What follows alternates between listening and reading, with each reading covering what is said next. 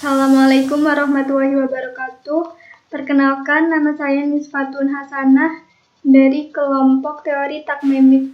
Kami akan menyampaikan materi mengenai teori dan perkembangan sejarah linguistik teori takmemik. Materi pertama yang akan saya sampaikan adalah terkait pengertian dan sejarah teori takmemik. Pengertian teori takmemik. Penamaan teori takmemik diperoleh dari istilah takmem yang menjadi ciri khas teori ini. Yang dimaksud dengan takmem adalah tempat atau posisi di dalam struktur sintaksis dan morfologis yang secara bersama-sama dengan kelas formal elemen-elemen menempati tempat tersebut.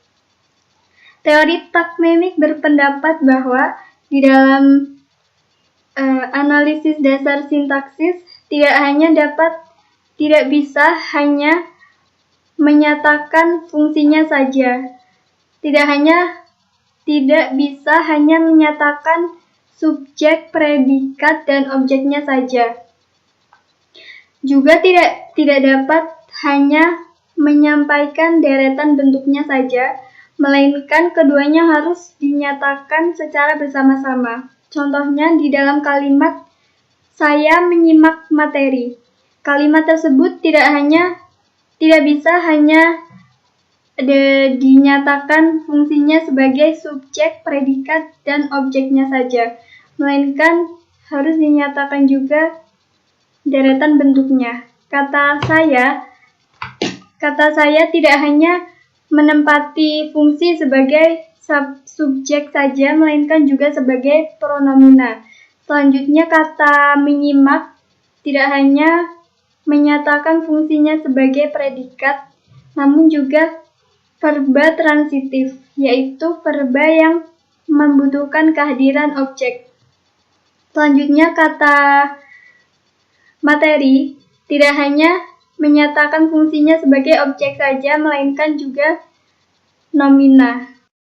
Selanjutnya adalah materi mengenai sejarah teori takmemik. Teori ini pertama kali dikembangkan oleh tokoh linguistik bernama Kenneth Lee Pike. Di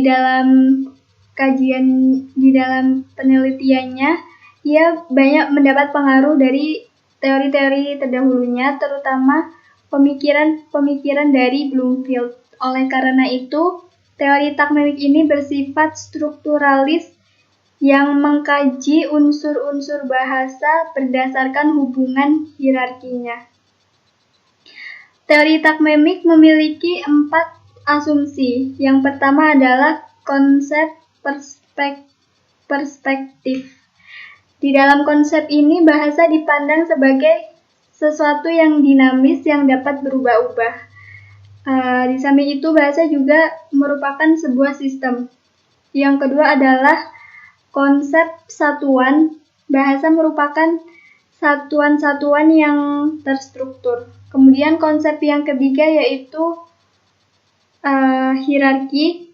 Bahasa tersusun atas unsur-unsur mulai dari fonem hingga wacana. Namun, unsur-unsur tersebut tidak saling terpisah, tapi justru saling terkait walaupun dipelajari secara terpisah. Kemudian yang terakhir adalah konsep konteks. Bahasa adalah komposisi antara bentuk dan konteks. Bahasa tidak bisa dilepaskan dari konteks. Contohnya, kata motor. Kata motor di dalam KBBI memiliki arti mesin yang digunakan untuk menggerakkan. Namun dalam penggunaan sehari-hari, kata motor diartikan sebagai kendaraan beroda dua yang dijalankan menggunakan mesin. Sementara itu di masyarakat Medan, kata motor bukanlah sebuah kendaraan beroda dua, melainkan kendaraan beroda 4. Demikian tadi materi mengenai sejarah dan pengertian teori takmemik. Materi selanjutnya yaitu ciri-ciri takmemik yang akan disampaikan oleh teman saya, Dita Intan. Selanjutnya, saya Dita Intan Pramukti akan menjelaskan tentang ciri-ciri dari tata bahasa takmimik. Sebelumnya, perlu teman-teman ketahui, tata bahasa takmimik memiliki beberapa ciri-ciri. Ciri yang pertama adalah setiap struktur terdiri atas takmam. Nah, takmam sendiri dibedakan menjadi 4. Yang pertama adalah slot. Slot adalah suatu ciri takmam yang merupakan tempat kosong di dalam struktur yang harus diisi oleh fungsi takmam. Kemudian yang kedua adalah kelas. Kelas merupakan ciri takmam yang merupakan wujud nyata dari slot. Kemudian yang ketiga adalah peran atau role. Adalah ciri atau benda penanda takmam yang merupakan pembawa fungsi takmam. Kemudian yang terakhir adalah kohesi. Kohesi adalah ciri atau penanda takmam yang merupakan pengontrol hubungan antar takmam. Ciri yang kedua adalah bersifat eklektif. Bersifat eklektif yaitu merupakan perpaduan dari aneka macam teori yang dirangkum sesuai dengan proporsi masing-masing. Misalnya teori tradisional dan fungsional ditempatkan pada ciri slot, kemudian teori struktural dan takmamik ditempatkan pada ciri kelas. Teori kasus atau case grammar ditempatkan pada ciri peran. Kemudian yang terakhir adalah ciri relasional ditempatkan pada ciri kohesi. Seperti itu. Kemudian ciri yang ketiga dari tata bahasa takmamik adalah bersifat universal. Maksudnya semua bahasa di dunia ini tuh memiliki kesamaan prinsip. Hal tersebut sejalan dengan pemikiran Pike yang merupakan salah satu tokoh tata bahasa takmamik. Pike berpikiran bahwa semesta wacana itu mengacu pada kerangka acuan yang umum, sementara dan agak permanen, baik implisit maupun eksplisit, yang di dalamnya terdapat dialog. Selanjutnya adalah 3 hierarki takmamik. Takmamik sendiri memiliki 3 hierarki. Yang pertama adalah hierarki referensi.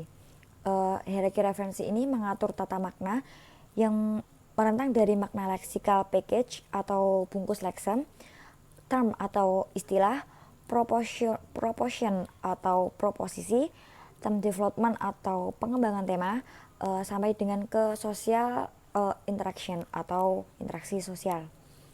Yang kedua adalah hierarki fonologikal. Hierarki fonologikal adalah hierarki dalam kawasan bunyi bahasa yang mengatur tata bunyi dari satuan-satuan bunyi sampai ke suku kata. Kemudian yang terakhir adalah hierarki gramatikal. Hierarki gramatikal adalah hierarki dalam kawasan tata bahasa atau grammar yang merentang dari morfem, kata, frasa, klausa, kalimat, paragraf, monolog, dialog, percakapan, sampai dengan wacana. Nah, sintaksis dan morfologi juga tercakup dalam aliran ini. Selanjutnya adalah predikat kata kerja. Menurut teori takmamik, slot predikat harus kata kerja dan tidak mungkin menduduki slot predikat. Dengan demikian, tidak ada istilah kalimat nominal.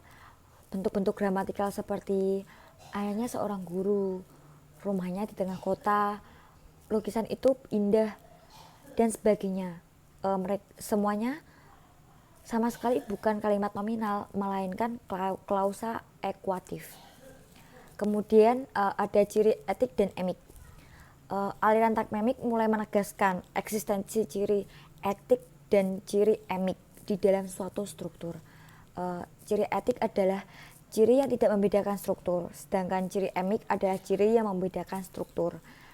Ciri etik dan emik ini tidak hanya terbatas pada penggunaan istilah fonetik dan fonemik saja, akan tetapi berlaku untuk semua struktur gramatikal. Selanjutnya adalah rumus di dalam analisis. Marco van Basten telah membuat rumus sebagai berikut. Yang pertama, klausa transitif terdiri atas takmam subjek yang bersifat wajib dengan peran pelaku yang diisi oleh kata benda. tag mem predikat bersifat wajib dengan peran statement yang diisi oleh frasa benda. Tag mem objek bersifat wajib dengan peran penderita yang diisi oleh frasa benda. Kemudian adalah yang terakhir kaidah kohesinya. Predikat dengan frasa kerja transitif memaksa hadirnya objek sebagai penderita. Selanjutnya adalah analisis dimulai dari wacana hingga morfem.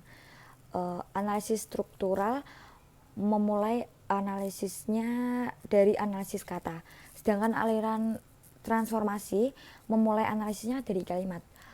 Aliran tagmemik sendiri juga menganalisis kata dan menganalisis kalimat, tetapi titik awal analisisnya adalah wacana. Semua level gramatikal menjadi bidang kajiannya yang merentang dari wacana sampai ke morfem. Tidak ada pemisahan bidang wacana, sintaksis, dan morfologi. Ya, kembali lagi, saya Hasan dari kelompok yang akan membahas aliran tagmemik. Kebetulan saya dapat pembahasan tokoh-tokoh dalam aliran tagmemik. Pada dasarnya, secara relatif, aliran tagmemik ini aliran yang boleh dikatakan aliran yang baru, karena aliran tagmemik kesempurnaannya dan kelengkapannya masih belum terlalu lengkap. Baik, aliran ini lahir pada tahun 1977 dengan diterbitkannya buku Grammatical Analysis karangan Kenan L. Peck dan Levi G. Peck. Mereka sepasang suami istri dari Universitas of Texas, bergelar Director of Linguistics.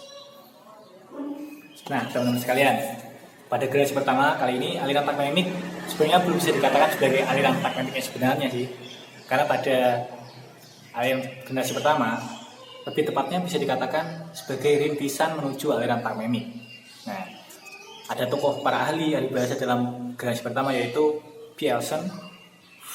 Pickett, Ria Long, dan kedua pasangan suami istri tadi.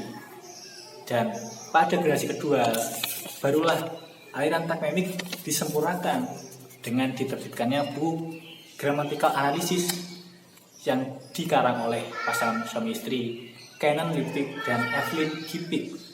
Yang perlu teman-teman ketahui, waktu yang mereka butuhkan untuk mengarang buku tersebut 10 tahun lamanya. Nah, demikian pula Edward Travis menghasilkan sebuah analisis makanan orang Sunda pada Indonesia, di Indonesia khususnya, makanan orang Sunda menggunakan teori tersebut. Nah, demikian. Cukuplah tokoh-tokoh pada dua generasi kali ini. Sekian, terima kasih. Perkenalkan, nama saya Asana Pratiri dari kelompok aliran tagmemik.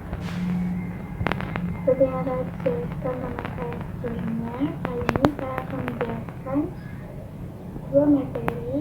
Yang terakhir yaitu tentang analisis kalimat dengan menggunakan teori tagmemik, dan yang terakhir adalah kelebihan dan kekurangan teori tagmemik. Yang pertama yaitu analisis kalimat dari teori tagmemik. Saya mempunyai beberapa kalimat yang akan saya analis dengan menggunakan teori tagmemik. Kalimat pertama yaitu saya menyampaikan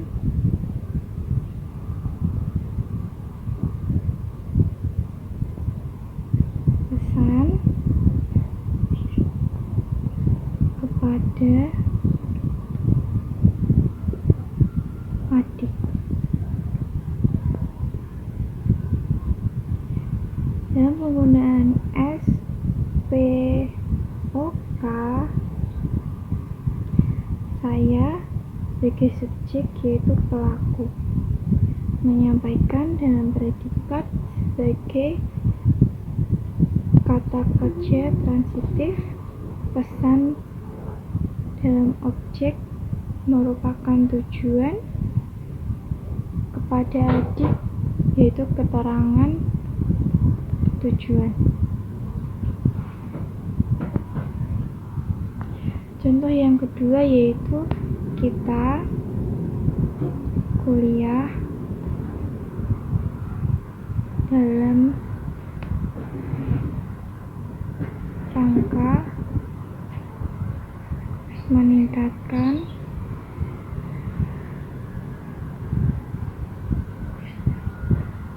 Kompetensi.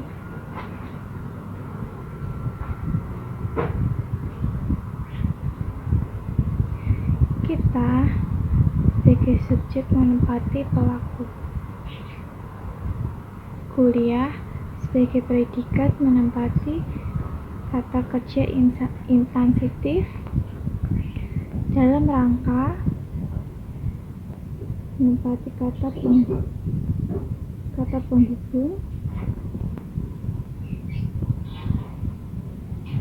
Meningkatkan sebagai predikat menempati kata kerja transitif, dan kompetensi sebagai objek menempati kata benda. Kalimat yang ketiga yaitu kami mengerjakan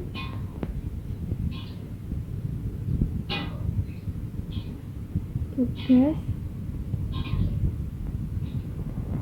linguistik. Kami sebagai subjek menjadi pelaku, mengerjakan yaitu predikat sebagai kata kerja transitif, dan tugas linguistik sebagai objek menempati tujuan.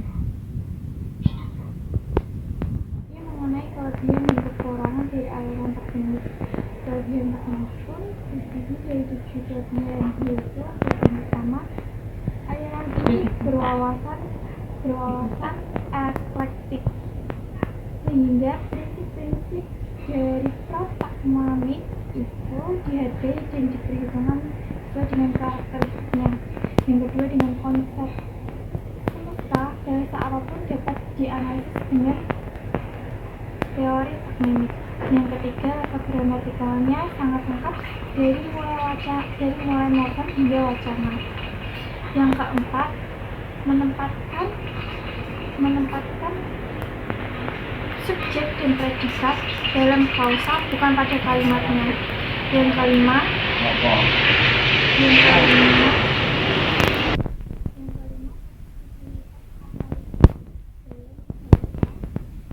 keenam, yaitu mempertajam daya analisis. Dan yang ketujuh, pengajaran bahasa dapat dilakukan dua pendekatan, yaitu pendekatan pertama yaitu pendekatan konsep komunikatif, dan yang pendekatan kedua adalah pendekatan kontekstual. Selanjutnya yaitu kekurangan dari teori teknik. Kekurangannya pun dapat 4. Kekurangan yang pertama adalah kurangnya tidak tampaknya kekhasan karena eklektik. Yang kedua, ketidakaturannya